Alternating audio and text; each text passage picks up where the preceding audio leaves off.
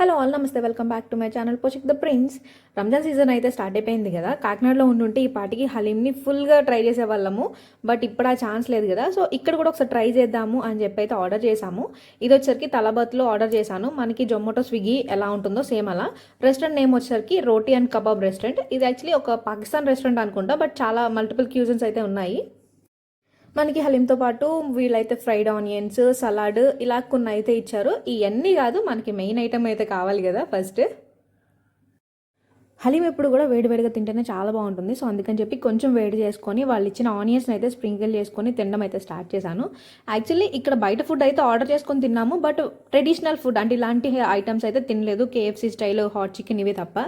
So first కొంచెం భయం వేసింది, బట్ టేస్ట్ వైస్కి వస్తే ఓకే ఓకే ఉంది. బట్ మన సైడ్ అయితే మంచి జ్యూసీగా సూపీగా ఉంటుంది, చాలా బాగుంటుంది. నెక్స్ట్ పీసెస్ కూడా తెలుస్తాయి మనకి. ఇక్కడ పీసెస్ ఏం తెలియట్లే.